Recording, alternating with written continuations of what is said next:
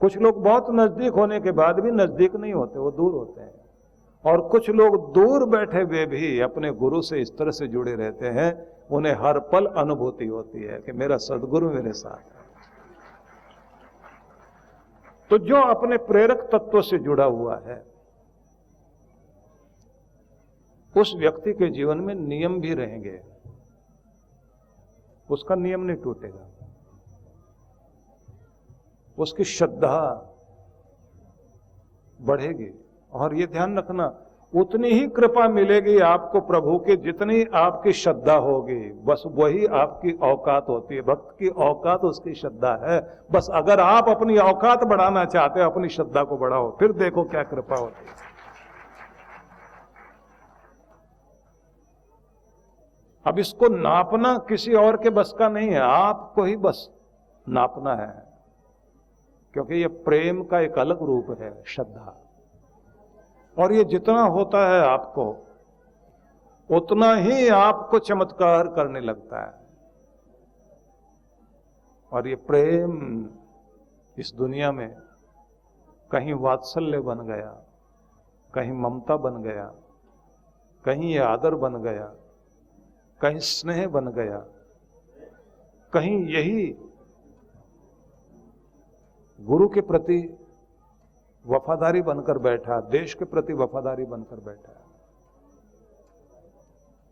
इसी का परिणाम तो होता है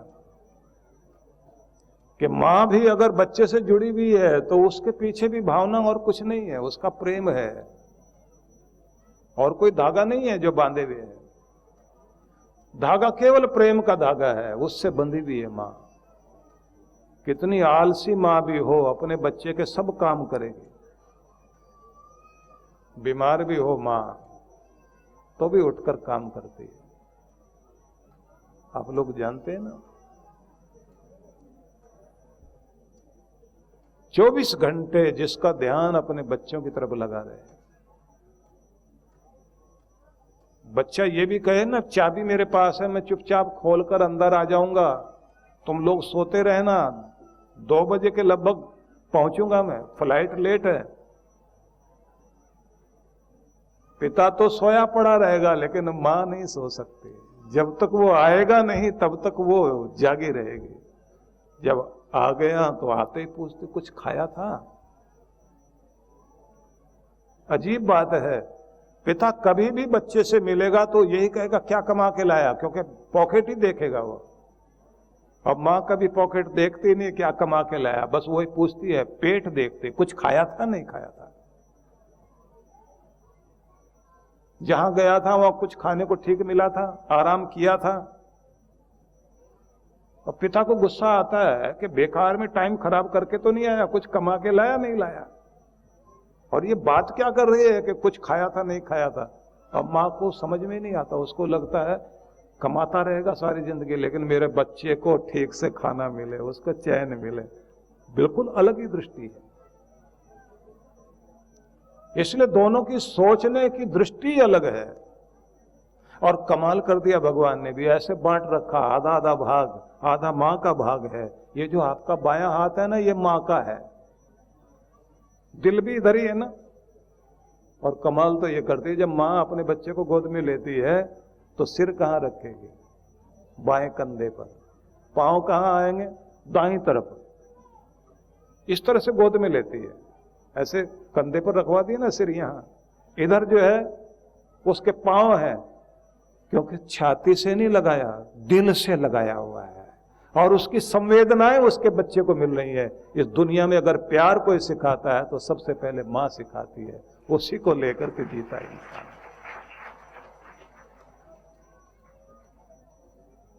वो यूरोप अमेरिका वाले यहीं तो मार खा गए, क्योंकि बच्चा हुआ और उसके बाद पल्ले में बराबर में डाल देंगे, अब बाद में कमरे में शिफ्ट कर देते हैं। वहां कैमरा भी लगा हुआ है, माइक्रोफोन भी है, स्पीकर भी है, बच्चा दिखाई भी दे रहा है, रोने की आवाज भी आ रही है, मां उधर वाले कमरे में है। यहां गरीब का बच्चा है या अमीर का बच्चा, मां छाती से लगा के रखेगी। इसलिए इधर वाले लोग, एशिया महाद्वीप में रहने वाले लोग इनके अंदर इमोशन बहुत अधिक है। आपके मस्तिष्क के भी तो दो भाग है ना, एक मां वाला है, लेफ्ट ब्रेन राइट ब्रेन, इन दोनों का यही तो कुछ अद्भुत प्रभाव आपके जीवन में आता है ना। इसलिए आप में कुछ भाग मां का दिखाई देता है, कुछ भाग पिता का दिखाई देता है। हालांकि माथा चेहरा दोनों का बटकर मिलता भाग्य नहीं। भाग्य भगवान अलग देता है, मां बाप का भाग्य बच्चे को नहीं देता। लेकिन संवेदनाएं तो देता है।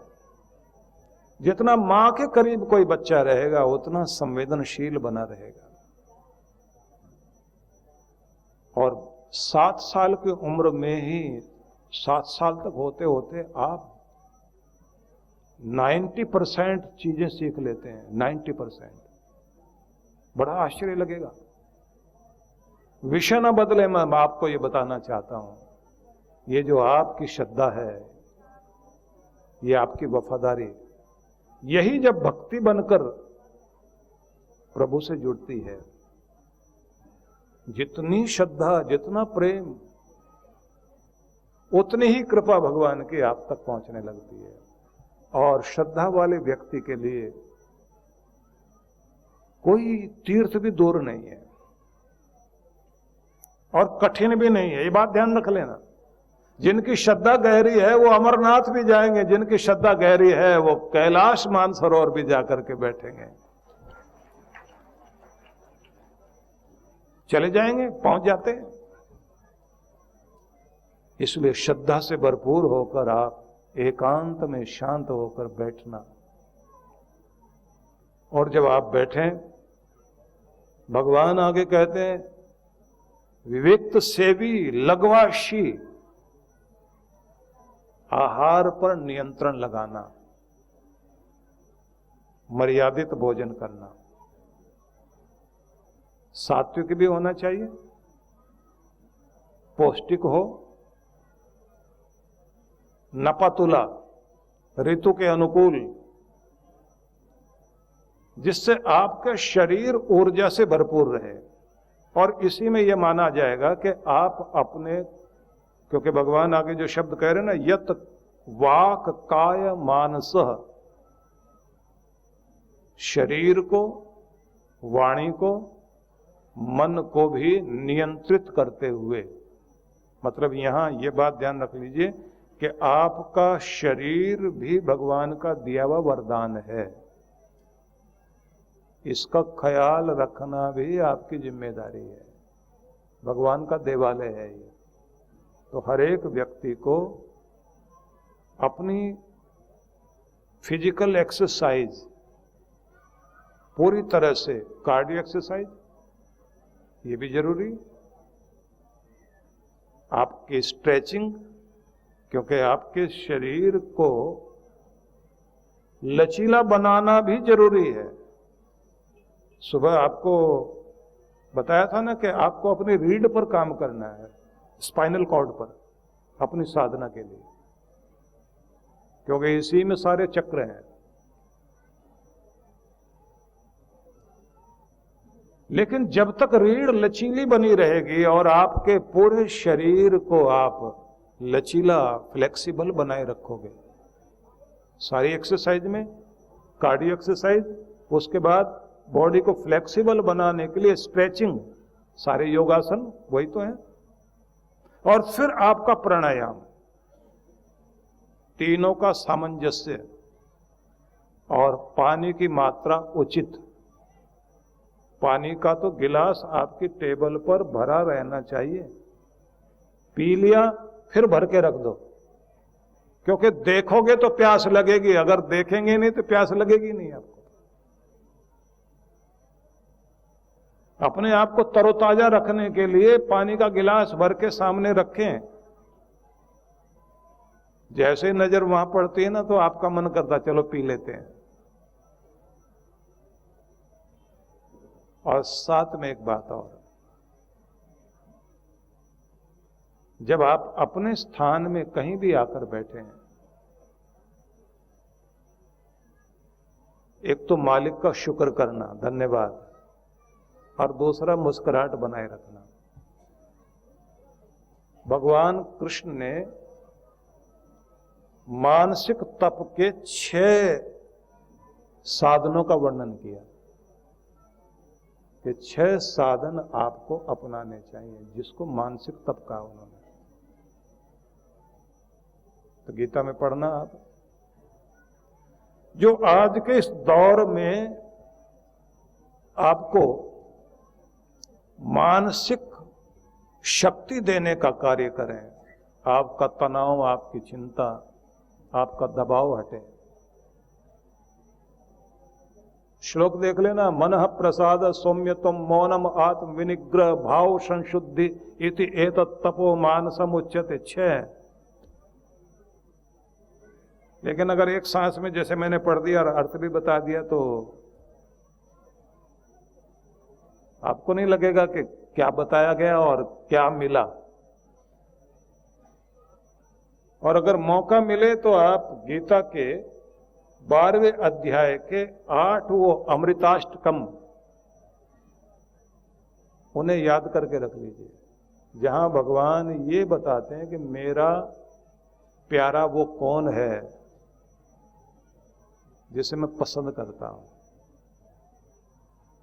जिसमें आगे शब्द आता है ना, स में प्रिय, स में प्रिय, स में प्रिय, वो 8 हैं।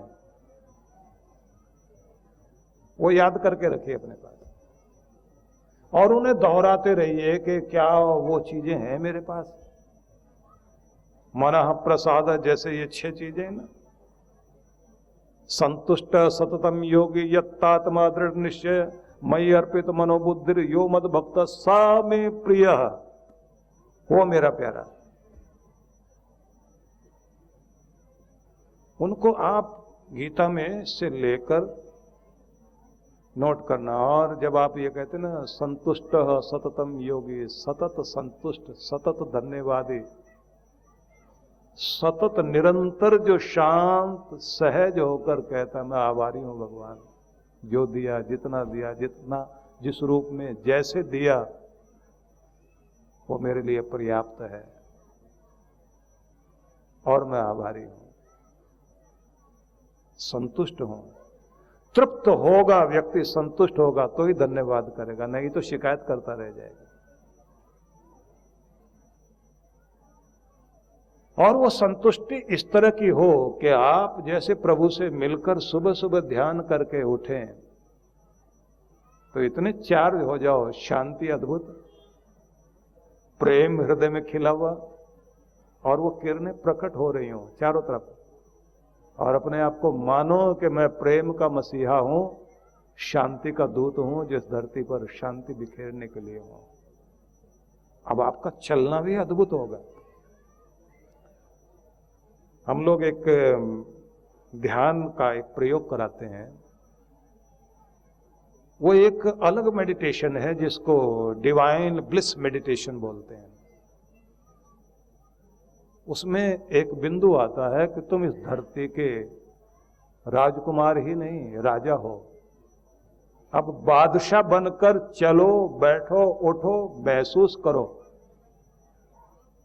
बादशाह चलेंगे कैसे, रहेंगे कैसे, महसूस कैसे करेंगे?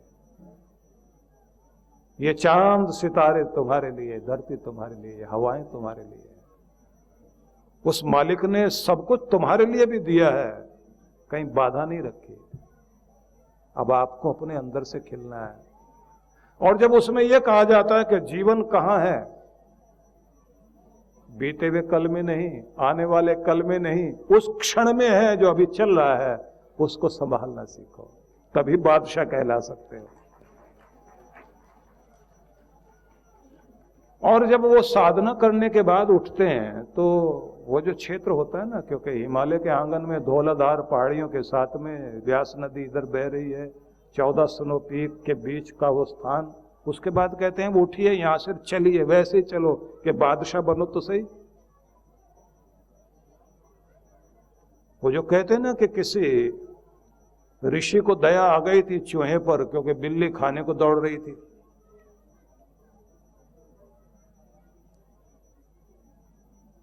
तो ऋषि ने कह दिया कि तुम्हें डर लगता है ना बिल्ली से, तुम्हें बिल्ली बना देते हैं।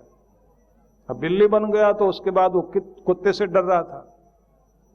अब बिल्ली ने कहा कि हमको डर लग रहा है कुत्ते से। बोले चलो कुत्ता बन जाओ।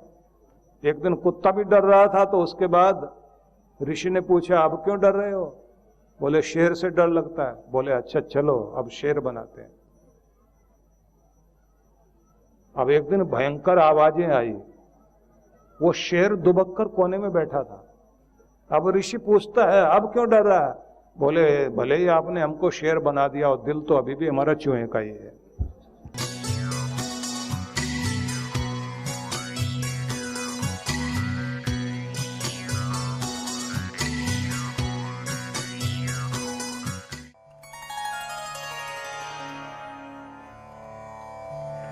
परम पूज्य श्री सुधांशु जी महाराज एवं डॉक्टर अर्चिका दीदी जी के पावन सानिध्य में विश्व जागृति मिशन पिछले कई वर्षों से जनहित को सुख समृद्धि एवं रिद्धि सिद्धि प्राप्त कराने हेतु गणेश लक्ष्मी महायज्ञ का आयोजन करता आ रहा है। इसी क्रम में इस वर्ष भी आनंदधाम आश्रम के पवित्र प्रांगण में 16 से 19 अक्टूबर 2024 तक 108 कुंडीय गणेश लक्ष्मी महायज्ञ आयोजित किया जा रहा है, जिसमें गणेश लक्ष्मी के महाजाप के साथ साथ मंत्राहुति विशेष रूप से होगी। साथ ही 17 अक्टूबर को वरदान सिद्धि साधना में सम्मिलित होकर देव गुरु कृपा प्राप्त करें। कार्यक्रम की रूपरेखा दिनांक 16 से 19 अक्टूबर 2024 प्रातः 8 बजे। विशेष कार्यक्रम 17 अक्टूबर वरदान सिद्धि साधना एवं शरद पूर्णिमा पर गुरु दर्शन। आयोजक विश्व जागृति मिशन। आप सपरिवार इस कार्यक्रम में सादर आमंत्रित हैं। आप घर बैठे भी यज्ञ में भाग ले सकते हैं। यज्ञ में यजमान बनने के लिए संपर्क करें।